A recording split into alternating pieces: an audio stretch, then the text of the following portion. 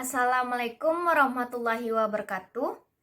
Perkenalkan, kami dari kelompok 4 ingin mempresentasikan hasil diskusi kami yang beranggotakan pertama, saya sendiri Nadia Erlian Rahman, NIM 20133057. Saya Nadira Azhara Takwim, NIM 20133056. Saya Nadisa Lalatul Husna dengan NIM 20133058. Saya Nasya Oktavia Arumi, NIM 20133060. Saya Noni Aidil Fitri, NIM 20133064. Saya Rahma Hafiza, NIM 20133071. Nama saya itu Devi Fitria, NIM saya itu 20133076. Baik, poin pertama akan dibacakan oleh Nadira Azharah Takwim. Saya Nadira Azhara Takwim akan membacakan tentang jenis-jenis transaksi. Jenis-jenis transaksi ini ada 3. Yang saya bacakan yang pertama, yaitu transaksi antara koperasi dengan anggotanya. Transaksi antara koperasi dengan anggotanya ini terdiri dari 2, yaitu transaksi setoran dan transaksi pelayanan. Untuk transaksi setoran ini dapat berbentuk setoran modal yang menentukan kepemilikan. Contohnya yaitu seperti simpanan pokok dan simpanan wajib. Transaksi setoran lainnya yaitu setoran lain yang tidak menentukan kepemilikan. Misalnya simpanan sukarela, tabungan, simpanan berjangka, dan simpanan lainnya. Yang kedua yaitu transaksi pelayanan.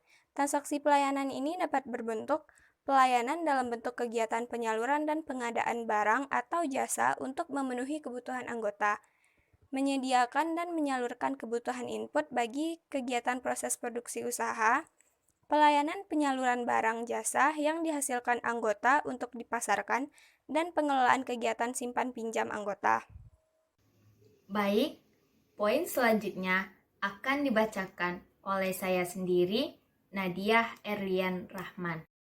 Baik, saya Nadia Erlian Rahman akan membacakan tentang lanjutan jenis-jenis transaksi.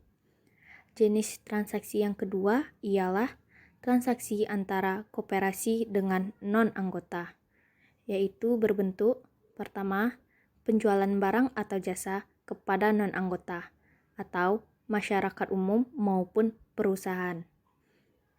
Bentuk yang kedua yaitu pembelian barang dan jasa dari non-anggota. Jenis transaksi yang ketiga yaitu transaksi khusus pada koperasi. Dapat berbentuk yang pertama, penerimaan dan pengembalian modal penyertaan untuk kegiatan usaha maupun proyek dari anggota maupun pihak lain. Yang kedua, penerimaan modal sumbangan, hibah atau donasi dari anggota maupun pihak lain. Yang ketiga, pengalokasikan atau beban perkoperasian. Yang keempat, pembentukan cadangan.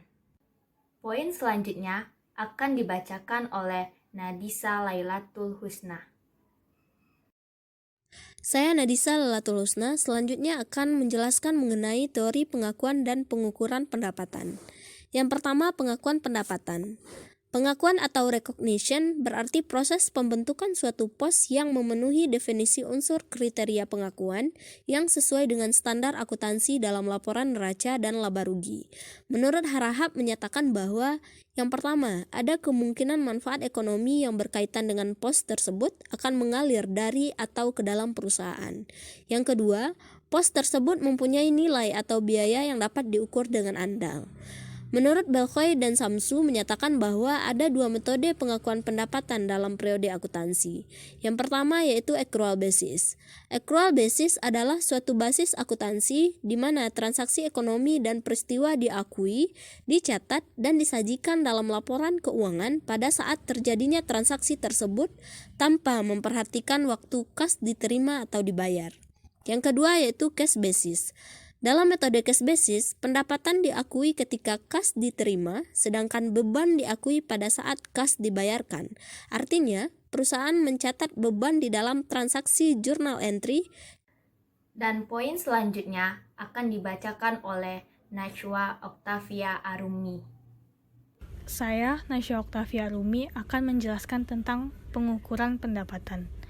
Menurut Harahap menyatakan bahwa pengukuran adalah proses penetapan jumlah uang untuk mengakui dan memasukkan setiap unsur laporan keuangan dalam neraca atau laporan laba rugi. Ada 5 dasar pengukuran pendapatan menurut SFAC atau Statement of Financial Accounting Concept, yaitu 1. Cost historis atau historical cost, yaitu harga tunai ekuivalen yang dipertukarkan untuk barang atau jasa pada tanggal perolehan atau akuisisi. 2. Kos penggantian terkini atau current replace cost merupakan harga tunai yang akan dibayarkan sekarang untuk membeli atau mengganti jenis barang atau jasa yang sama yang tidak didiskontokan, yang mungkin akan diperlukan untuk menyelesaikan kewajiban. 3. Nilai pasar terkini atau current market value merupakan harga tunai ekuivalen yang dapat diperoleh dengan menjual suatu aktiva dan likuiditas yang dilaksanakan secara terarah. 4. Nilai bersih yang dapat direalisasi atau net realizable value merupakan jumlah kas yang diharapkan akan diterima atau dibayarkan dari hasil pertukaran aktiva atau kewajiban dalam kegiatan normal perusahaan. 5. Nilai sekarang yang didiskontokan atau current discounted value merupakan aktiva yang dinyatakan sebesar arus kas masuk bersih di masa depan yang didiskontokan ke nilai dari pos yang diharapkan dapat memberikan hasil dalam pelaksanaan usaha normal. Kewajiban dinyatakan ke nilai sekarang yang diharapkan akan diperlukan untuk menyelesaikan kewajiban dalam pelaksanaan usaha. Baik, poin selanjutnya akan dibacakan oleh Noni Aidil Fitri. Dalam koperasi, pada prinsipnya pendapatan diakui pada saat kemungkinan besar manfaat ekonomi akan diterima dan dapat diukur secara andal sebesar yang menjadi hak perusahaan. Ada 3 pendapatan yang diakui dalam koperasi. Yang pertama itu adalah pendapatan usaha yang dilaksanakan dari dan atau anggota. Yang kedua ada pendapatan usaha koperasi yang dilaksanakan di luar kepentingan anggota. Yang ketiga itu ada pendapatan non-usaha. Dan poin selanjutnya akan dibacakan oleh Rahma Hafizah.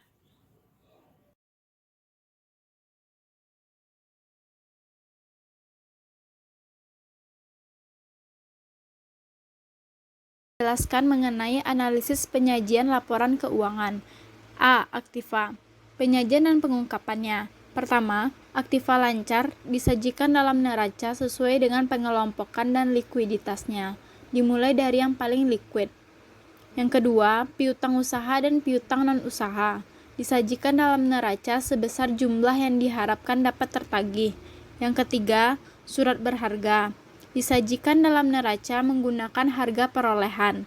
Yang keempat, hal-hal yang perlu diungkapkan dalam catatan alas laporan keuangan meliputi 1. Harga perolehan dan harga pasar surat berharga. Yang 2. Metode penyisihan piutang dan persediaan barang serta biaya penyisihan pada periode berjalan. 3. Penghapusan buku piutang dan persediaan barang yang dilakukan pada periode berjalan. 4. Jumlah persediaan barang yang tidak terjual dalam 1 tahun atau lebih.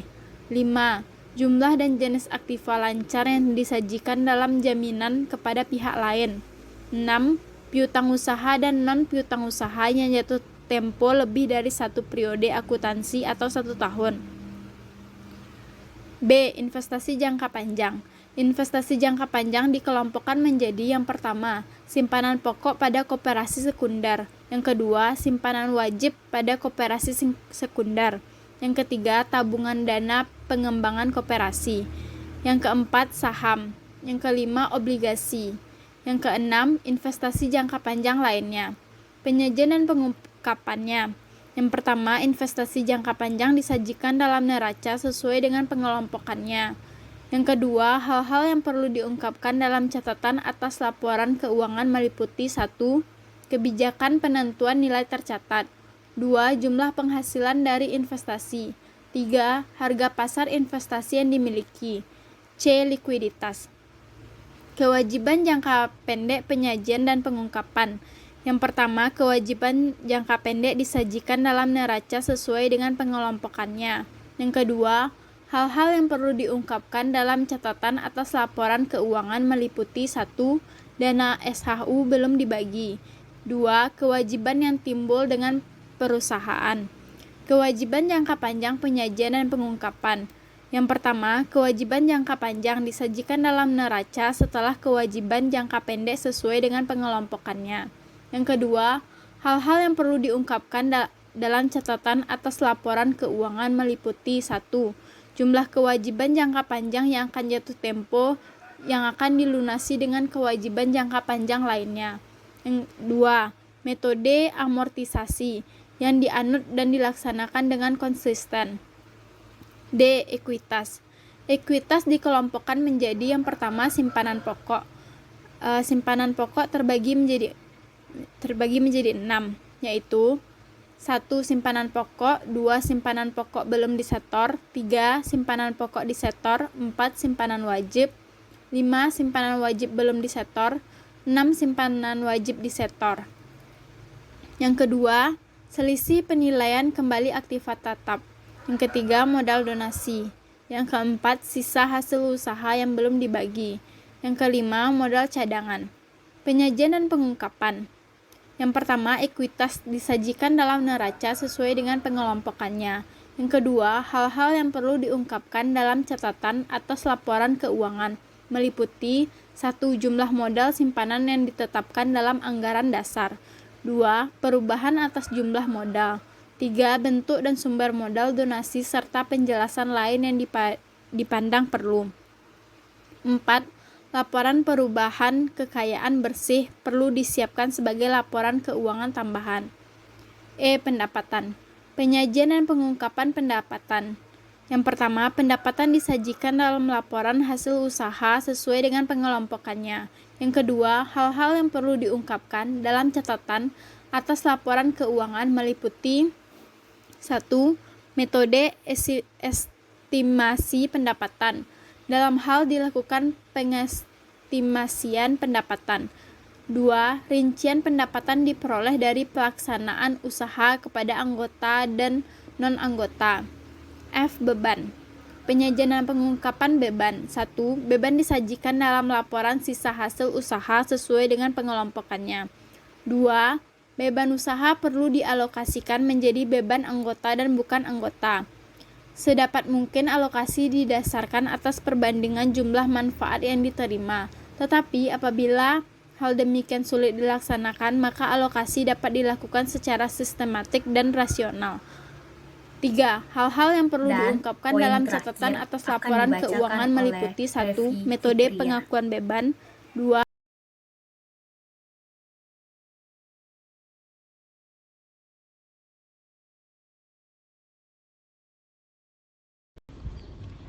Saya Revi Fitria, selanjutnya akan menjelaskan tentang pencatatan akuntansi koperasi. Secara umum, proses pencatatan akuntansi koperasi kredit yaitu yang pertama, masukan atau input berupa transaksi. Mencatat kegiatan-kegiatan informasi keuangan koperasi dengan pihak terkait yang menyebabkan perubahan terhadap posisi keuangan dan hasil usaha koperasi kredit. Transaksi dapat berupa kas maupun non-kas. Yang kedua yaitu pengolahan data. Pengolahan data ada 4, yaitu yang pertama, perekaman transaksi. Slip uang masuk atau SUM, slip uang keluar SUK, dan slip memo atau SM merupakan sebagian perekaman transaksi. Slip uang masuk atau SUM adalah bukti penerimaan kas. SUK yaitu merupakan bukti pengeluaran kas dan memo adalah bukti pembukuan yang berfungsi untuk mencatat seluruh transaksi yang bersifat umum. Yang kedua yaitu pencatatan transaksi secara kronologis. Bukti-bukti rekaman transaksi yang berupa SUM, SUK, dan memo yang dicatat secara berurutan atau kronologis atau yang biasa disebut dengan jurnal. Yang ketiga yaitu pengumpulan transaksi. Proses memasukkan dan mengelompokkan semua transaksi dalam satu periode sesuai dengan kode masing-masing akun dalam satu laporan yang pada umumnya disebut dengan buku besar. Yang keempat yaitu pengiktisaran transaksi.